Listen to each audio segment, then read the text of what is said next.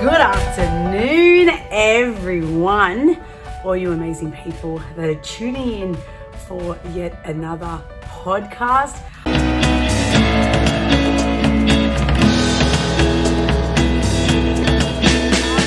I'm super excited to bring this to you. And this week, we're going to start talking about rental properties. So I figured we've started to talk about first, what's your property journey? Do you have property now? Are you looking to buy a property? Where do you want your future to go? So really trying to take that bigger picture to where you want your property journey, where it is now, where you want it to be, and what's the gap. Then we started talking about some of the numbers, and last week I thought I would give you guys a whole insight into my journey and how it all started. Now, I really wanted to start talking about some different numbers, and I think at the moment, because the market is changing so much, and I'm filming this literally at 1 p.m. on Wednesday, the 9th of November. I think it's the 9th of November, don't quote me on the date, 2022. So I'm going to talk about my experience on what I know right now. And now, like I've said to you guys before, I am not a real estate agent. I'm not a property manager. I'm not a financial planner. I'm not a mortgage broker, but I work closely with so many of those amazing professionals that I get to see the in and outs on what they're telling me across different things and what I'm seeing with the experience with my clients and the transformations that we're doing, what's selling, what's not, what's renting great, what's not, and how the market's going. And obviously in different areas, different populations, different demographics, it's always different as well. So always, good tip is always look at, just because someone in the East might be saying one thing doesn't mean that's the case that's happening in the West or in the North. So always check what's happening in that area. So if you guys haven't tuned in before, my name is Carissa Sorbello, and this is Before You Renovate. And I'm really pumped because the whole point of these podcasts and this series is just to share some of my expertise that I've built up in the 10 plus years of being in renovating, to share with more people, because I really want to make the renovation experience more enjoyable, whether it is that it's your dream home and you want to update things and you want to do it DIY, or you want to manage it yourself, or you even want to get someone in, but know a bit more before you even start engaging people, so you know that you're doing the best possible thing. Don't rely on someone else or other trades doing what you want or knowing what you want. That's probably the best thing I can say, knowing what you want, because it doesn't always happen. Document it right, visuals, make sure you've got plenty of visuals. But if you don't know, don't ask them to give you solutions and rely on that. Do your research so you can get the most out of everything. So that's why I bring you these podcasts, because I've done nearly, I think, 250, or possibly we've even hit over that now, clients in the sister company of Refurb, called Refurb to Invest. And I recently kicked off Before You Renovate with more of an angle to doing online workshops and training over actually doing the consulting and the actual designing for clients, because there's some people that don't want to invest in having someone do it. However, they want to learn for themselves, or they want to take time off work to do it, or they want to do it over the holidays when they've got time. So I want to make sure I was providing some sort of education and some sort of training that's going to bring some content. And I apologize in advance, I forgot I put a piece of meat in the microwave, and then I thought I'll do the podcast, and I just realized you're going to hear the microwave beep the whole session. So my apologies, I really don't want to run out and stop it, so just bear with the noise. But you know what, that's what I do love about these podcasts, is it's not scripted. I do not pre-script these. I just think of what topic I want to share that week, and I jump on. I don't sit there and write something up. I just go, what do I want to share? So you're getting the me, you're getting the knowledge from me. Sometimes the topics come up because I've done things that week that I'm like, I want to share this week. So I just give you raw content. You can take it and think it's great, take it and think, I already knew that, take it and think, I don't believe that. It is completely up to you, but I just want to get the most amount of tools out there to equip people on getting better results. I just see it too often on a lot of those renovation pages where people are just having like shit ass experience, getting trades, knowing what to do, doing the wrong thing, taking years to do a reno, which may mean that you either overcapitalize or you miss the mark on the market. So I just don't want that. Things should be able to be done cost effectively, time efficiently, and really maximize your ROI. And that's what I'm here to try to give some content to you guys. So if you've just joined in now and you haven't listened to any other ones, please jump on our Facebook, jump on our Instagram. It's called Before You Renovate. You're also welcome to jump on to Refurb to Invest if you like as well. That we share stuff about our actual projects that are running right now. Whereas Before You Renovate is more about our training and our education side of it. So you're welcome to check out any of them and get whatever content you can to help yourself be further equipped on getting more. And if you need further help, please don't be shy to reach out to us through Before You Renovate or through Refurb to Invest. Contact me directly, Chris Sorbello. Love to see if there's any way that we can assist. There goes that microwave again. All right, so we're going to talk rental properties. Now, why I wanted specifically to grab this particular niche today is because there's three different reasons, and I'm going to throw a fourth one in there. 4 different reasons that you're going to renovate your home. One, because you live there, it's your dream home, you want to make it more amazing. Maybe you've just bought it, maybe you've been there for a number of years, but you really want to change things up, you want to renovate, and you want your wish list to come true. You want to create your dream home. That's one reason. Second reason is because you want to sell it. Now, it doesn't mean you want to sell it right now. My first renovation was still strategic. I was going to live there for a year or two. We didn't quite know when, but it was based on what's our wish list, as well as what do we need to do to save our money, maximize our money, and get a better return when we sell it. So we had to combine both. So knowing that one day you may want to sell, or knowing that next month I want to sell, or next year I want to sell, but knowing that you want to sell is important, because then you need to detach from the things that you want in it and what would a buyer want in it. That's really important. And what are the things that you like to what would the majority of buyers like. Don't go too personalized, because then it may not hit the mark when you do go to sell. Now, that's a topic for another day. Then you have rental properties. So you've owned it and a tenant's about to move out, or you've just bought for a rental purpose and you want to make as much rent as possible. And you may be even up to the point, and I will go through this in more detail in another episode as well, but you may go into the point where you want to leverage off that one, unlock the equity, and buy something else. So now we're talking about building a portfolio with your existing rental property, and the pros and cons of doing that, and how you can actually do that without putting any money down. So there's a whole sort of strategy behind that. So there's lots of ways. And if I go into number 4, which is kind of off 3, is then you go into the short-term rental. So still rental, but then you try to go like the Airbnb side, the short-term letting, where you're not getting a 12-month tenant. You're more trying to stage it to be able to get people in there for a few nights at a time, week at a time. You might be more of a holiday area. And Airbnb becomes a really good way to do that. So you'll then do the upgrades, but then you need to furnish it. So there's a whole different strategy there. So each week I'm going to give you little tweaks on all of them.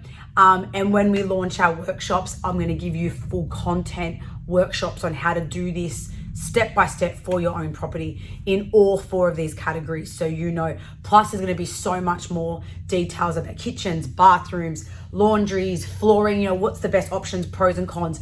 And what I love with what I'm teaching you is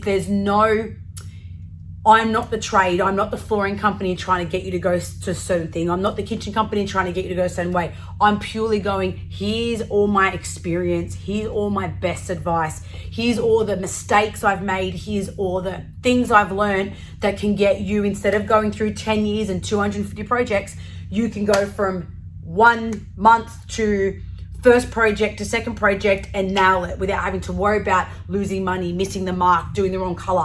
I want to eliminate people doing mistakes on their renos, because I'm going to tell you the pros and cons of everything from my experience, so you can get more out of it. So it's a great foundation, because my whole intention is just to give you information that's going to help you move your project further along, to give you more money in your pocket. And that's my whole intention. I want you to have a great experience renovating. I want you to enjoy it that much that you go, you know what, we made so much money on that, and that was so fun that we're going to go buy another house and we're going to do it again. And sadly, I saw a few people recently on a page post that they had such a bad experience they never want to do it again. And that was really sad because I thought, wow, they actually want to do it to sell. So even if they do make money on it, they're scarred for life to go back into renovating, and I don't want that. So I want people to have such a good time that, you know, they're involving their kids, and it might end up being more of a side gig or a full-time job to get into property, because there is money in it, but you just need to know how to do it right, how to look at the market and all of that. So I might bring you about buying and selling next week, but this week we're going to talk about rental property. So let's say I'm going to take you through 2 site areas. 1, you've already got the rental property. 2, you're looking at buy a rental property. So the first thing I can say, if you're looking to buy a rental property, the best tip I can give you is firstly, never buy straight away. Take your time buying. And I talked a bit about this last week when I shared with you my journey. I think I was looking for property for 6 months before I bought anything, which is probably why I haven't rushed to buy something again yet, because I take time to look and I'm too busy between my companies to even look at the moment. So 2 things through that. 1, look into a buyer's agent.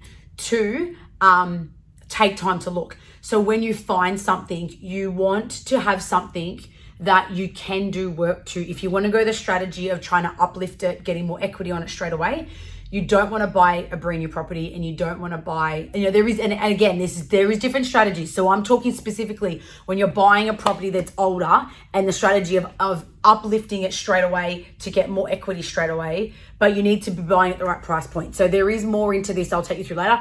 But let's just say, I'm just going to give you the basics on buy a property that's lower than the market value, that needs some work, that if you strategically transform it, you can add straight away more rental and straight away more equity, okay? So let's now say you've already got the property. You may have already had it, you may have just bought it, let's say. Now it's worth, I'm gonna give you some examples of what I've got at the moment. So we just finished a project with our Refurb to Invest company in Sutherland, so down at Gymea area. Now it was getting $580 a week. Now that's because of a few things. 1, because they've had the same tenant for 17 years. And so you can only put the rent up so much every year because it's the same tenant, and you're not doing any improvements to the property to do any significant increases, right? So if you're only keeping the same tenant in and you're just incrementally increasing it, and depending when that tenant went in as to what the market was like at the time, they're way, way under market value. So 1, my first advice to you is, if you have a rental property, is please do a health check. Now, a health check is basically ringing up, now I wouldn't even say email, ring up your property manager. This is what I would do. I would ring up my property manager and say to them, can you please tell me right now what my rent is? Can you then please tell me right now? And if they need to take time to research it, go, look, I'll come back to you at the end of the week. But say right now, in this current market, in the condition the property's in, how much ideally should it be getting? So you want to understand, and please do not take this out on your PM, but you want to understand that maybe you put a tenant in there 3 years ago, and the property, the rental market maybe was at a bit of a low. Maybe there was a lot of supply and there wasn't as much demand. So when you should have got 700, you only got 580.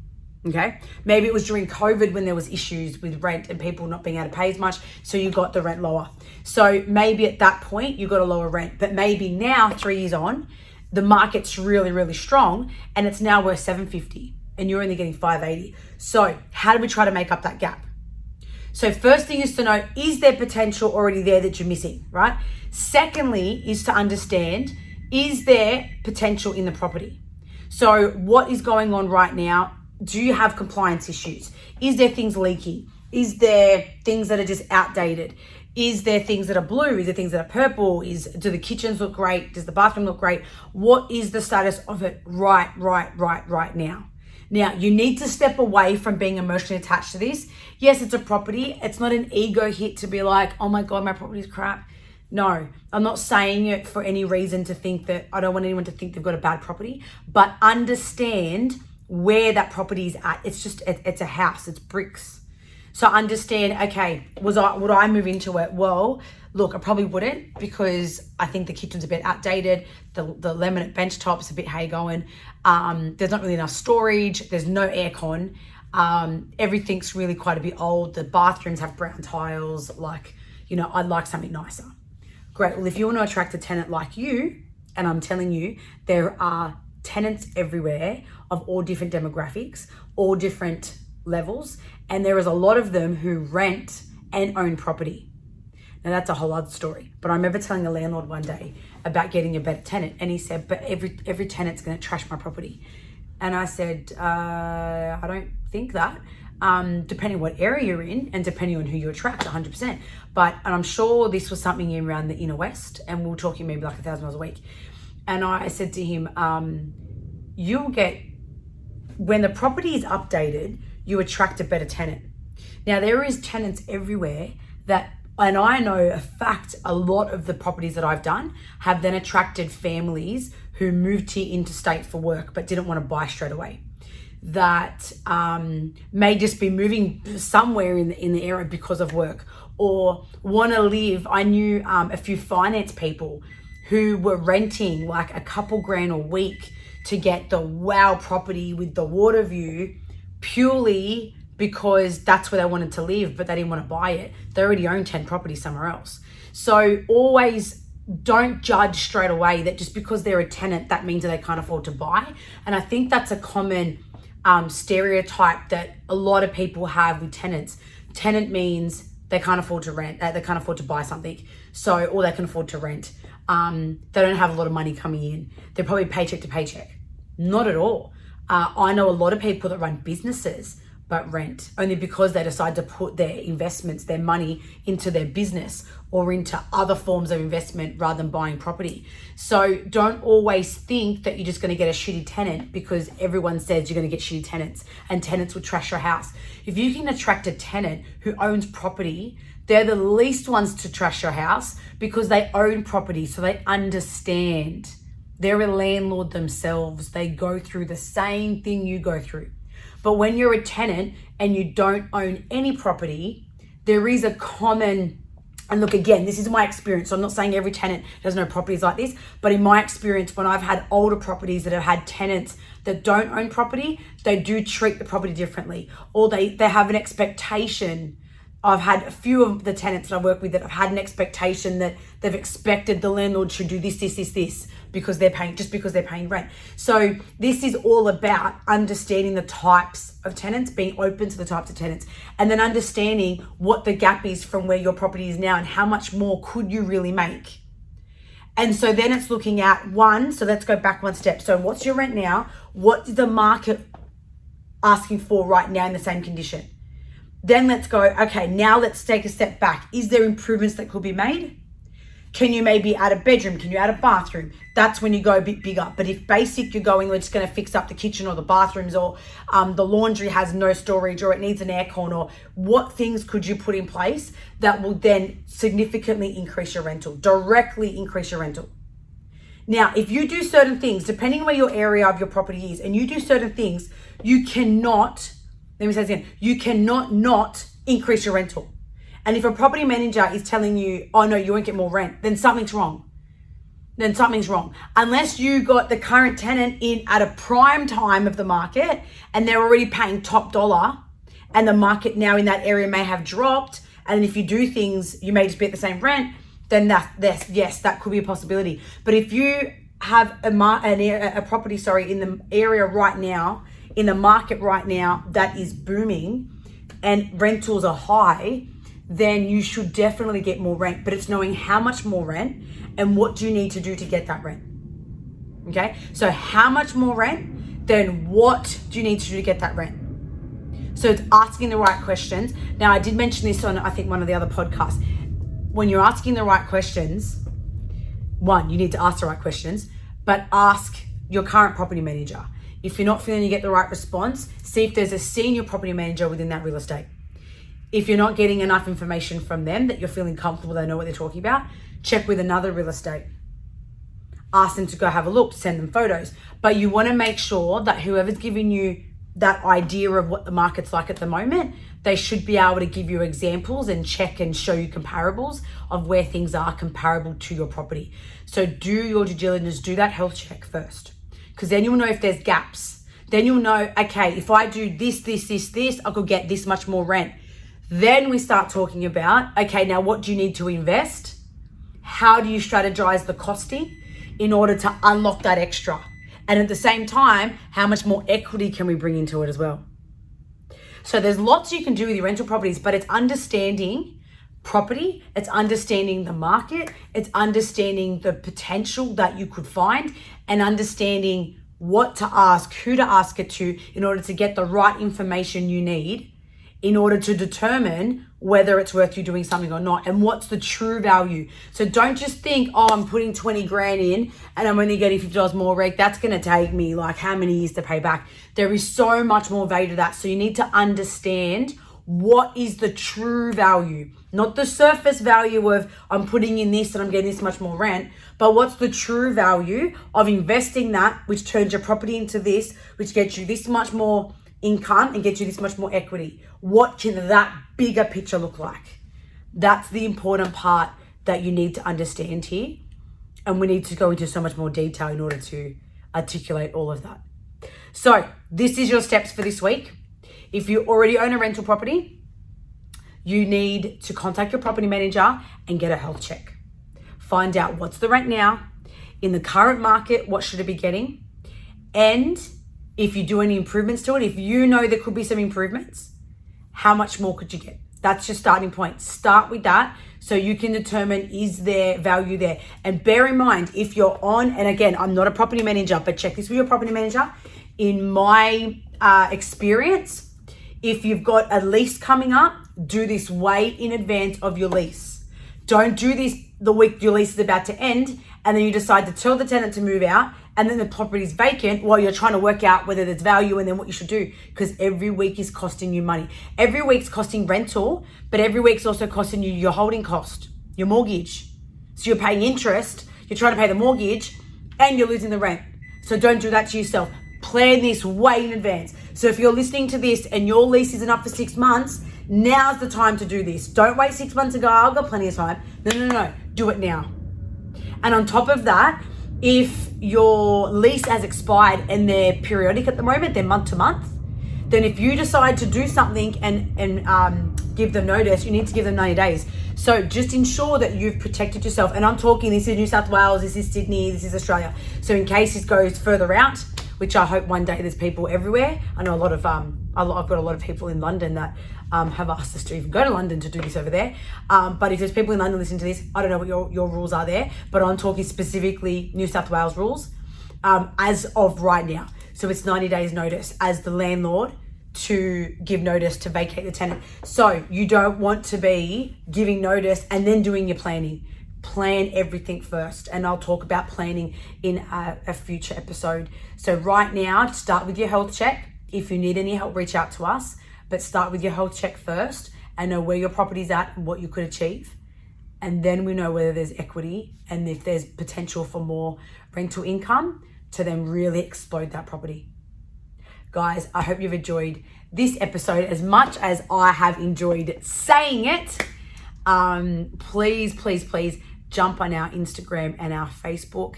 Send me a message, comment on how you're finding the podcast. Tell me if there's a topic you want us to share.